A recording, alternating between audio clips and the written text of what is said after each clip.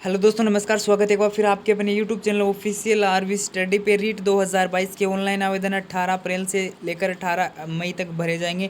आप सभी को इसको लेकर कल शॉर्ट में न्यूज़ मिल गई होगी, लेकिन मैंने कल इसको लेकर कोई भी वीडियो नहीं बनाया क्योंकि मैं इस कंप्लीट नोटिफिकेशन का इंतजार कर रहा था जो अभी आपके सामने है। इस वीडियो में कंप्लीट बातें करेंगे कि फर्स्ट ईयर वाले एलिजिबल होंगे या नहीं होंगे। सबसे बड़े सवाल यही देखने को मिल रहा है, और उसके बाद बाकी तो सभी आपको नॉर्मल चीज़ें हैं, वो आप सभी को पता है। लेकिन फर्स्ट ईयर वाले एलिजिबल होंगे या नहीं होंगे, सबसे बड़ा डाउट यही है। तो इस वीडियो में बात करेंगे कि फर्स्ट ईयर वाले एलिजिबल होंगे या नहीं होंगे। तो चैनल पे आप नए हो तो सब्सक्राइब कर सकते हो हर ऑथेंटिक न्यूज़ के लिए।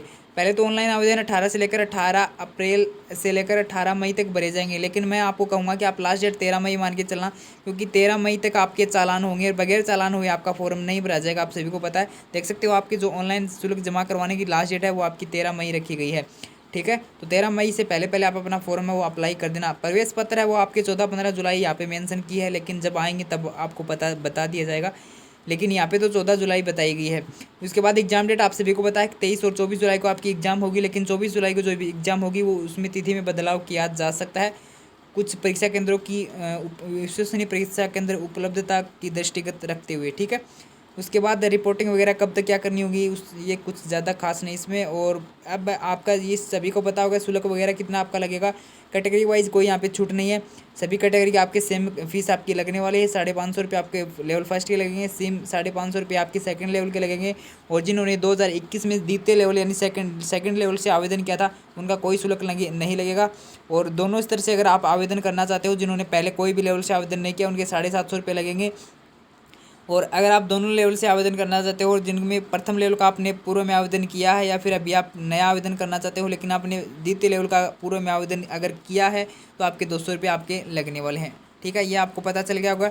अब आते हैं सबसे इम्पोर्टेंट, इस नोटिफिकेशन का सबसे इम्पोर्टेंट पार्ट है वो आपके सामने कि फर्स्ट ईयर वाले एलिजिबल होंगे या नहीं होंगे।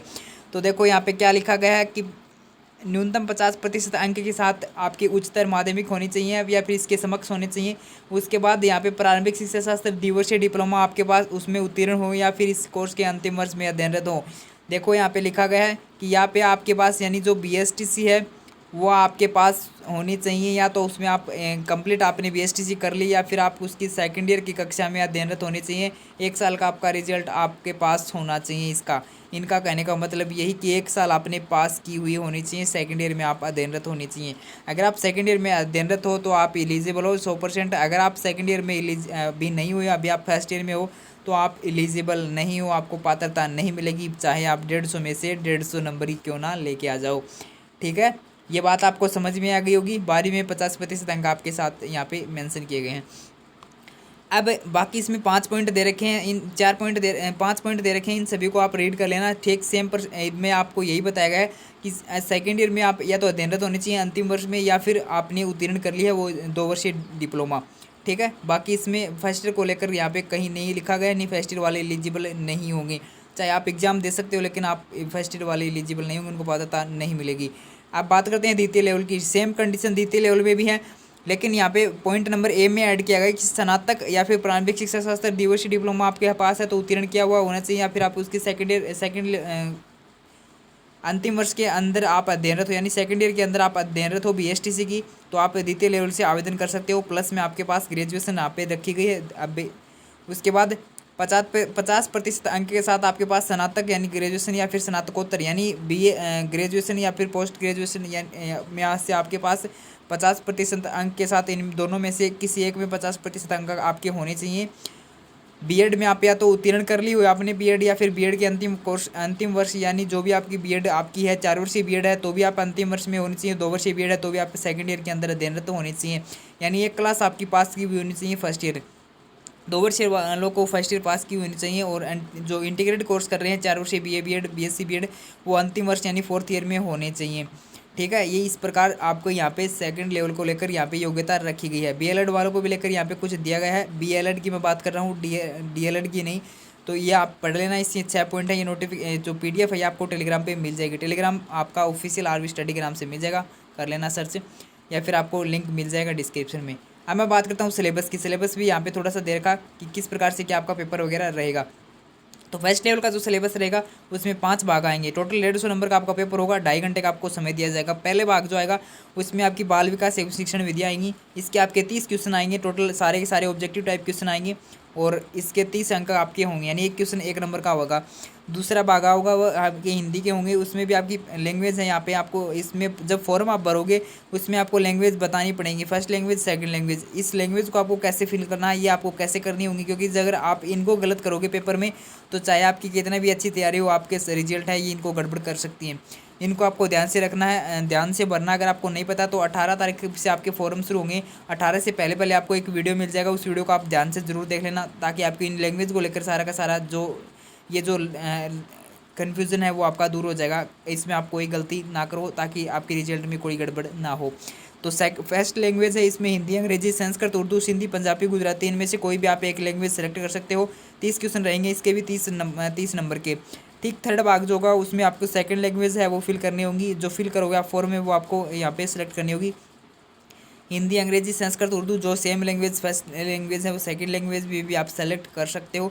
लेकिन यहाँ पे एक बात ये कि ऐसा नहीं कि आपने फर्स्ट लैंग्वेज हिंदी सेलेक्ट कर ली, सेकंड लैंग्वेज भी आपने हिंदी सेलेक्ट कर ली, ऐसा नहीं होगा। आपने अलग अलग लैंग्वेज आपको सेलेक्ट करनी होगी। आपको मैं आगे बता दूंगा, जो आपको लैंग्वेज वाला वीडियो मिलेगा उसके अंदर।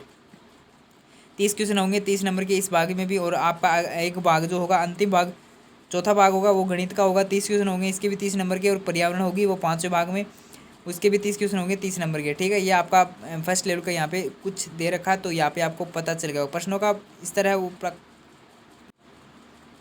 प्रश्नों को इस तरह प्रकृति को लेकर यहाँ पे कुछ दे रखा है, तो इनको आप पढ़ लेना। उसके बाद मैं बात करता हूँ सेकंड लेवल के सिलेबस की। तो सेकंड लेवल का सिलेबस है वो पहला भाग और दूसरा भाग, तीसरा भाग तो सेम आपके रहेंगे। यानी पहले भाग में आपकी मनोविज्ञान रहेगी, वो आपके 30 क्वेश्चन 30 नंबर के रहेंगे। टोटल आपको सेम टाइम दिया जाएगा, 150 क्वेश्चन 2.5 घंटे का आपको समय दिया जाएगा। और उसके बाद ये लैंग्वेज आपको फर्स्ट लैंग्वेज सेलेक्ट करनी होगी, वो भी अब सेकंड लैंग्वेज भी आपको सेलेक्ट करनी होगी। इनके आपके सेम नंबर होंगे। लेकिन आपका चौथा भाग में आपको बदलाव देखने को मिलेगा। बदलाव आपका यहाँ पे क्या होगा, जो आपके सब्जेक्ट होगा गणित विज्ञान के जो शिक्षक हैं उनके गणित विज्ञान आएगा, उसके 60 क्वेश्चन आएंगे आपको 60 नंबर के। और जो सामाजिक से हैं वो सामाजिक से आएंगे, और अन्य विषय शिक्षक हैं उनके अन्य विषय के आपके शिक्षक आपको अन्य विषय से आपको देखने को मिल जाएंगे। ठीक है, यानी आपका जो 90 नंबर का पार्ट है ना, 90 नंबर का पार्ट वो तो आपका सेम रहेगा फर्स्ट लेवल और सेकंड लेवल में। बाकी जो आपका 60 नंबर का पार्ट बचा ना, वो इनके सेकंड लेवल में इनका सब्जेक्ट है वो आ जाएगा। ठीक है, उसके बाद थोड़ा सा मैं आपको बताता हूँ कि जो आपकी कौन कौन एलिजिबल होगा, कौन कौन किन को पात्रता मिलेगी, कितने प्रतिशत आपको न्यूनतम इसमें प्राप्त करने पर आप एलिजिबल होंगे मुख्य परीक्षा के लिए। तो देखो यहाँ पे आप जो सामान्य श्रेणी से आते हैं अनारक्षित, उनके 60% होने चाहिए, टीएसपी हो चाहे नॉन टीएसपी हो। ठीक है, 60% आपके अनिवार्य रखे गए हैं। यानी 150 में से आपके अगर 90 नंबर बनते हैं ना, तो अब 90 नंबर के 60% बनते हैं इतने, तो आपके 90 क्वेश्चन आपके 150 में से सही होने चाहिए, तभी आप पात्रता आपको मिलेगी। ठीक है, उसके बाद अनुसूचित जनजाति यानी एसटी जो नॉन टीएसपी में आते हैं उनके 55% है, और टीएसपी में आते हैं उनके 36% है। अब उसके बाद आगे जो 3 नंबर पॉइंट में दे रखा है अनुसूचित जाति यानी एससी, अन्य पिछड़ा वर्ग ओबीसी, अति पिछड़ा वर्ग एमबीसी, आर्थिक रूप से कमजोर ईडब्ल्यूएस, इनके 55% हैं दोनों के, टीएसपी और नॉन टीएसपी के। ठीक है, 55% यहाँ पे आपके लिखे गए हैं। और उसके बाद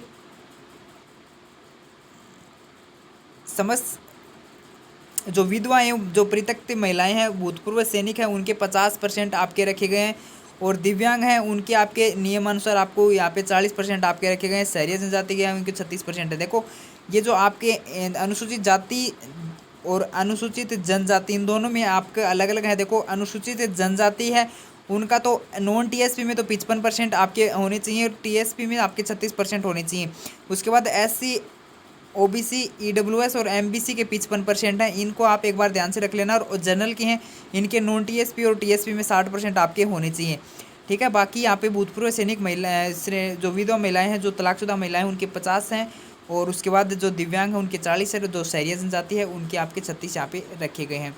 ठीक है, ये आपके मिनिमम इतने परसेंटेज तो आपके पास होने चाहिए। यानी इनके कितने नंबर आपके बनते हैं तो देख लेना, 60% है अगर आप आते हैं तो उसके आपको 90 नंबर आपको लाने होंगे। 150 में से 90 क्वेश्चन आपको सही करने होंगे। अगर आपको 55% चाहिए तो लगभग आपको 84-85 नंबर, आपको 84 नंबर तो आपको कम से कम लाने ही होंगे। ठीक है, इस प्रकार से आप को नंबर है वो लाने होंगे। बाकी जो भी आपका डाउट हो, जो भी आप पूछना चाहते हो कमेंट कर सकते हो। मैंने अपनी तरफ से जो डिटेल बतानी थी आपको सारी की सारी जानकारी वो बता दी है। 18 से लेकर 13 मई तक आप फॉर्म है वो अप्लाई करने की डेट रखना। 13 मई लास्ट डेट रखना, 18 अप्रैल मई मत सोच लेना कभी, क्योंकि 18 मई तक आपका चालान नहीं होगा, 13 मई तक आपका चालान होगा। ठीक है, शैक्षणिक योग्यता वगैरह को आपको मैं बता दिया, फर्स्ट ईयर वाले एलिजिबल हैं या नहीं है वो भी मैं आपको बता दिया। बाकी जो आप कमेंट करना चाहो कर सकते हो, आपको जो भी आपका डाउट हो।